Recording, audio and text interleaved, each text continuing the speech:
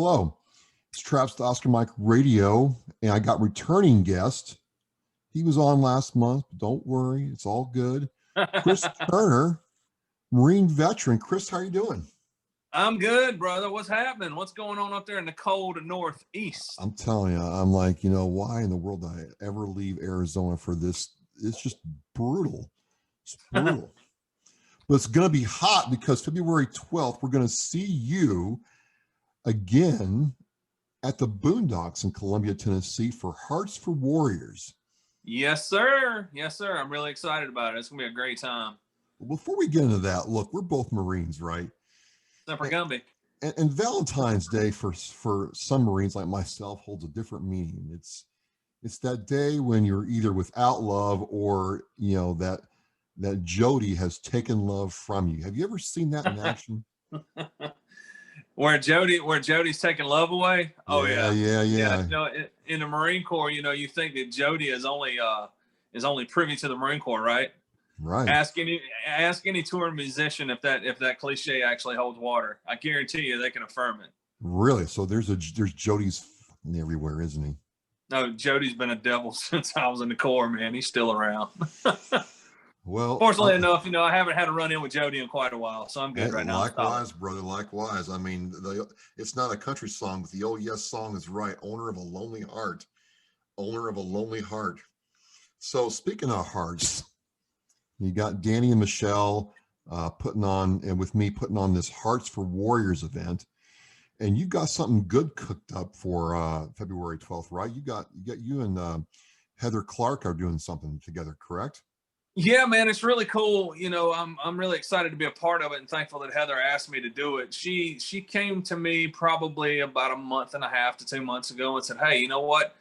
I really want to be able to write a country song that tells deployment from a female perspective because 9 times out of 10, it's always told from the male perspective and what they're going through, and it's never told from the female perspective." So we took that idea and some things that's happened in her life and people that she knows where it's been effective. It has affected their relationships while they've been deployed. And we put it in the song, man. And like right before this interview, we finished it up. And I'm really proud of it. I mean, we worked really hard on it. We had 3 writing sessions, and it's almost like the song kind of wrote itself. And whenever the songs write themselves, man, you've got something there, man. It can be kind of impactful. So I'm really excited to share it on February 12th at the Boondocks in Columbia. So it's going to be fun. It's going to be a good time. I can't wait to hear it. It was fun last time in January seeing you. It was fun in September. Folks, it's a real high energy show when Chris gets on the stage with his band. And, I want to talk to you about your band real quick. You've got a good set of guys behind you with you doing this. Evan, right? Your lead guitarist? Yeah, Evan Rogers. That's right. Man, he broke into Cliffs of Dover by Eric Johnson. I'm like, okay, I like this dude. I mean, what I'm trying to say is they all can really play. I mean, it's not like you guys have just been doing this, a short amount of time. You can tell that you all have a good nucleus. How did that happen? Well, I tell everybody, man, when it comes to a band and whenever it comes to writing, it's like a marriage and it's a relationship. So you weed through. Before I found the guys that I play with now, when you first come to town, you weed through musicians to find out who a cool hang is and whenever you go on the road and who you can actually tolerate and be around and who doesn't have egos. So, and there's nothing wrong with people having egos, but for me, if I don't have an ego as the artist, then I don't expect my team to have an ego. And I take that from the Marine Corps, man. We always work as a team, no matter what rank you are. We just all about getting the mission done, right? Right. So I actually, Evan came to me through a previous contact of mine. And believe it or not, my bass player has been with me since day one. His name's Matthew Harper. And my drummer came through me through a contact. And then all this happened. Matt's been with me for about 7 or 8 years. And Evan's been with me for about 6. And so was Coda, my drummer. And, we've toured together. We've cut our teeth together, and we've perfected our set together. And they've really bought into what I do and what my big mission is as far as an individual and as an artist to try to give back to my audience. And they really believe in what we've got going on. And it's really cool to have, a group of team players that you're dealing with rather than, you know, egocentric individuals. Because you know as well as I do, when you work as a team, you can accomplish a lot more. Absolutely. But once it's individually put out there and everybody tries to be individuals, and that's whenever the real problems start to happen. So yeah, we've been together for quite a while, you know, and we don't take any show lightly. You know, I generally, if we haven't played a show in a while, I'll get the guys over at the house in my war room, which is where I'm at right now.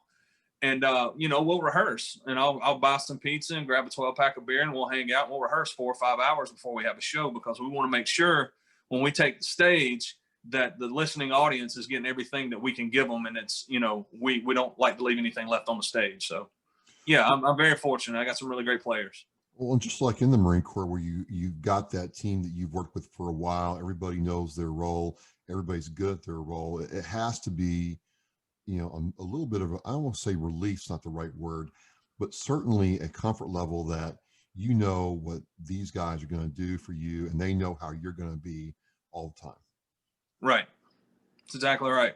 And I can't think of anybody else in town that I've played with or seen, you know, on stage that I'd rather be in a fighting hole with, man. I mean, these guys, we have been in the suck together, man. I mean, from touring to getting stiffed on shows to where we had to drive, you know, an hour one direction to play for 4 hours for tips just to get gas money to move back to Nashville. I mean, to drive back to Nashville. I mean, they've been with me through it all, and for some reason they stuck around, and I'm really fortunate, because a lot of people's like, man, you know what? There's a dozen artists or 100 dozen artists in town to play for. Why are we still with this guy? But you know, I mean, we all have a really good chemistry, and it's really fun to watch, and it's really fun to be a part of. Well, one of the things that I'm noticing about Nashville as I learn more about it, as you know, for you artists, is there's a bunch of good artists in that city location. It's not like here, it's not like other parts of the country where they're small fish in a very big pond. There's a lot of good people in Nashville, so you have to be on your game to distinguish yourself. Oh yeah. And the band is a very important part of that. And I just kind of wanted to understand how that all worked, especially since, you know, I've seen you now, I'm going to see you 3 times, and I'm like, every show has this, in a good way, sound the same. I know what I'm getting. I'm like, this is exciting because I'm going to see Chris do his thing. I know what the band's going to do. This has been great, and they're all good musicians. And is that hard to find in Nashville, or is it just find the right people to work with, even though they're all good musicians? If that makes any sense. I think what happens in Nashville is too many people try to be there's too many chiefs and not enough braves, right? So when you got an artist and you start working with a band, rather than give them an opportunity to try to work together and do their thing, you know, people start getting involved, saying you need to do this and you need to do that. And then, you know, one individual may not like hanging with that individual. And, you know, as far as the artist, it goes back to being, you know, finding that chemistry, like that marriage with the people that you enjoy being around, and they enjoy being around you. But I think, you know, it comes together. You know, you find your people, and then at the end of the day, you know, for me, I've been doing this by myself. You know, I mean, I've got a couple people in play now that's helping me out, and I've had some, you know, some fortunate breaks along the way. But from a professional standpoint, I am an independent artist, and a lot of people is like, well, you know what, he's not signed. Well, that's great, but as an independent artist, a lot of people have to realize, you know, the payroll falls on me, the marketing falls on me, the advertising. It's this huge machine that goes around town. So to go back to what your question was, when you start building that machine and a lot of people get involved in that machine, the actual mechanics of that machine start to break down, right? And that could be the band, that could be the brand, that could be the venues. I mean, there's a dozen things that could happen. So I think what makes a great artist, one, is finding out who you are, what your platform is, and what you're trying to say. 2, finding a team of people around you that are like-minded individuals that believe in the path that you're trying to take. And 3, just not being any better than anybody else in the room. Don't ever forget where you come from. So always stay humble. And I think what happens to a lot of artists and a lot of bands and a lot of people in town is, I don't know if their head gets the best of them or people just don't like to work with them. If they become divas, I have no clue. But for me, I've always stayed grounded, man. And I guess I've got my raising in the Marine Corps to thank for that. And I try to surround myself with people that want to work with me and believe in what I'm doing. And it's proven to have a pretty good track record so far. So, but I'll tell everybody, there is a friggin' plethora of talented artists in town and musicians, right? And they will sing me under the table. I'm not gonna lie, but I'm gonna tell you one thing: there's only 4 or 5 people in town that outwork me. Well, isn't that what it is, though? Isn't that what it is in life? I mean, and the Marine Corps, if you're willing to work a little harder on your uniform, if you're willing to work a little harder on your job, those people over time are successful. Oh yeah, without a doubt. I mean, it's like my best friend, actually today's the death of his anniversary, man. That's why I'm wearing this is his sweatshirt. That's why I'm wearing it today. He told me right before I moved to Nashville, I was like, man, you think I got a shot? He's like, Chris, I mean this with all the love in the world. I was like, what? He's like, you so daggone bullheaded. I think you're too stupid to realize that you can't do it. And he's like, so you take that for what it's worth. And I've always remembered that. It's like, as Marines, we see the hill, we take the hill, and we always see the forest rather than the trees. And I've always lived by that. I don't take no for an answer, and I'm always a daggone. I've always got blinders on because I know where I'm headed. I just got told like I have that problem. It's like, it's good, but she's like, you just focus on something and you're going after it. Exactly. And I guess that's what they put in the chow at Paris Island, I reckon. I don't know. Or San Diego. And San Diego. Well, it's interesting because as I understand how the music business works with regard to Nashville, I've also noticed, and you talk about team, talk about your machine, it goes without saying, man, that you start looking at who you are and you're affiliated with some pretty important nonprofits and people that, support those nonprofits and affiliations. And so I was just curious. I mean, Randy Couture, is an MMA fighter. How did that relationship happen? And why would he? Go ahead. I'm sorry. No, go ahead. Now, I was going to say about 3 years ago, I think it was 2017, I was doing a show up in Ohio, and I was hanging out with a buddy of mine, and he's a really good friend of mine, and he's an unsung hero too. He does a lot for veterans. But he had me up doing about 2 or 3 dates up there, and we just got done playing. And that Sunday morning before I was about ready to roll out, a mutual friend of ours called him, a mutual friend of ours now. I didn't know the fella at the time. He made a phone call to my buddy and said, hey, you know what? I'm putting on this Extreme Couture GI Foundation event down in Columbus, Georgia, and we need a band, an after-party band, because Gary Allen was actually playing the theater. But the end of the show was going to end up at a bar called The Outlaw in Columbus. And he's like, do you have anybody in mind? So my buddy immediately recommended me and said, hey, man, Chris will do it. I've had him up here for 3 days. He puts on a great show. And, we pack out the venues here and people love him. He's like, all right, cool. So I got that and I went down there and I got to meet Randy. And as I met him, we started talking. Come to find out, we just had very like-minded interest in what we wanted to do and our mission. And he started tying me in with the Extreme Couture GI Foundation, doing shows. And, it's just a great charity that he's done, post his fight career. And now that he's an actor, he's the Extreme Couture GI Foundation. What they do is they take $10,000 and they vet a military member who is transitioning from the battlefield to civilian society, who's a little down on his luck and can't get a break, right? Right. And then he'll write them, whether it's for bills or for a house or whatever it is, to try to help them out and get a leg up. So then the foundation will write them a check. So, year after year, he's out doing poker runs and appearances and stuff like that to really build that charity to bring it more to bring it notoriety. Which, with him being a part of it, it's got a lot of notoriety in its own. But yeah, I met him, and then as far as the If You Drink song that I put and I cut on the American Made project, I stayed in touch with him. I didn't wear him out. I'd be like, hey man, happy birthday, or hey brother, how you doing? Just stuff like that, just cordial conversation. But whenever I came across that song If You Drink, I got a vision for it, and I was like, man, I wonder if Randy would be a part of this.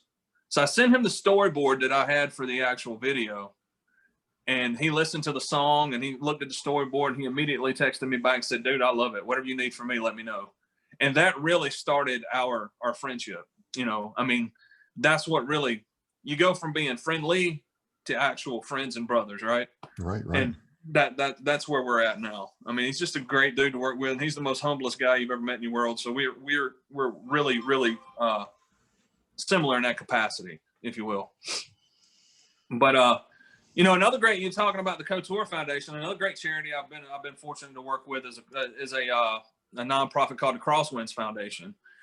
And the Crosswinds Foundation, what we're planning this year is we're doing a freedom tour. And we're looking at doing 25 to 30 dates, and we're in the process of getting all of this lined up with the VFW commanders. Yeah. And we're going to go to 25 to 30 different VFWs and American Legions, and we're going to play free shows. But in these free shows, what we're doing is the Crosswinds Foundation, the founder, Bob Waldrop, he has developed a 10-week curriculum called the Hope Curriculum. And in this curriculum, the Hope stands for healing, opportunity, peace, and empowerment. So what we want to do at these VFWs and these American Legions is introduce this course in hopes that we can find a couple people who want to be counselors to teach the course, because they have to go through a learning curve for about it's a 10-week counselor's course to where they can deliver the course to the veterans, right? So our biggest hope is these VFWs and American Legions, not only we can attract younger vets and give it some sex appeal, right? If it's proper to use that, but we also want them to become brick and mortar foundations and locations for counseling centers for veterans and counselors. So I'm really excited to do that. I mean, they're doing great work, and it's is there anything else coming up in 2021 that's noteworthy for you that you want to talk about? Oh man, we've got the Hearts for Warriors show February 12th in February. Oh, well, in 2021. Yeah. We're doing a lifestyle magazine launch party at the Underground with Renee Wagner out of New York. Oh, wow. She's coming down, and we're headlining that show at the National Underground June the 3rd. And then on September 11th, I'm partnering with Michelle and Brian Walker, who will be the VFW state commander at the time. Right. And we're doing a huge 9/11 show in Memphis, Tennessee on 9/11. So those are some pretty big events that we've got going on this year, and I'm really excited and stoked to do it. But you know, I'm really stoked about this freedom tour, man, because I know how much of an impact it can make if we do it right, logistically speaking. You know, and that's where my heart's at, man. Well, it's important, right? I mean, the VFW has been an important part of, you know, veterans advocacy for many years, and this might be, a shot in the arm that they need, and get those people who want to serve their fellow veterans. So I think it's a good thing. Right. And what we're going to do is we're going to advertise it all as public shows, man. We just don't want people to think, hey, you can't come to the show because you're not a member. That's not the case, because there's so many veterans that are out there that are not members of the VFW that if they don't know that they can show up and come, they'll stay at home at the house. And and unfortunately, I mean, one of the stigmas about the VFW and American Legion is a lot of people, younger generation, that, we're like, hey, you know what? It's for Vietnam veterans and World War II vets, and I just wouldn't fit in. I think it's just a bunch of people sitting around a bar drinking beer, telling lies about a war, and then everybody pissing on each other's boots, trying to figure out who's the strongest, right? Right. So we want to get rid of that stigmatism and make it more about, hey, we're all vets. We all suffer from whatever it is, but we have an outlet to try to offer you to give you some kind of counseling to make that work. So, yeah. And I got to give another shout out, man. My buddies at Dog of War Outdoors. That's right, Byron. Yeah. See, my buddy Byron gave me the hat last time. So I figured it was only fitting to wear it because it matches, and it's my favorite colors, garnet and black, because I'm a South Carolina Gamecock fan. You are a Gamecock fan. Yes, sir. I'm an LSU That's a tough fan. day to be one, but you know what? I'm one. At least you're loyal, unlike some other teams we won't talk about. But it's good seeing Byron. It was good seeing Byron there. I think Malachi is going to be at the event as well, and right. It's just it's nice. I don't know what it is, man. When I get more and more into this, why is it the Marines that seem to lead a lot of these organizations? I don't get that, but it's just a common thing. Every time I turn around, it's a Marine doing this and a Marine doing that. I love it. I think it's probably that first in, last out mentality, man. You know, we kind of grab, as Marines, we grab the bull by the horns. You know, we follow orders, but we also have an urge to take initiative, you know, and be tactful about it in the process. Is where it's like, you know what, if you don't want to pick up the weapon and charge the hell, watch, I'm going to do it for you. And you know, we always were taught to lead by example, and example only reflects leadership, right? Right. So I think that's why you see so many Marines trying to do something about what a lot of people complain about. It's like, you know what? Don't be part of the solution. Don't be part of the problem. Be part of the solution. And I think that's the mentality that we all as Marines live by. Absolutely. Absolutely. Well, I'm going to see you there February 12th. I'm excited. Be back with Danielle, and Michelle's doing an awesome job putting this together. There's a lot going on, folks. There's going to be barbecue there from JJ's Barbecue in Columbia. I hear it's excellent. We'll know about that. Yeah, absolutely. And you're going to see Chris Turner and his band bring down the house. And as a bonus, we get to hear Heather Clark and Chris perform together. Your first time, right? Doing this in public? Oh yeah, with her, we've never performed together. So I think she gets to town on the 10th or the 11th, and we're gonna have a couple rehearsal sessions just to make sure we're both in time and the melodies fly right. But it's gonna be really cool, man. You know, it's really cool to write a song, but it's another one to actually debut it. So I mean, because I've got a folder full of stuff that people will never see the light of day. But it's kind of like the ones that stick are the ones that make it out of the pile. So yeah, it's gonna be fun. It's gonna be a good time. Awesome. Awesome. Well, we're going to shut it down now, folks, because I don't want to spoil the fun for you. You got to come to Columbia, Tennessee, the Boondox, and watch the man here, Chris Turner, and his band light up on the 12th for Valentine's Day. And if your name's Jodie, well, you may want to be careful walking into where love is. Just saying. Had to throw that in there. Y'all come see me at the Boondox. I think tickets are on Eventbrite, right? Yeah, I'll have the Eventbrite link in this show post, and down below, $8, and get you some free food and some good raffles, some good prizes, and some good times. So no excuses, no excuses. All right. So as we say in Hawk, we are missile in flight. Chris, thanks a lot. I'll see you in a few weeks, brother. Dude, I'm really excited about it. It's good to see you, Travis. Be good. Semper Fi. Semper Fi.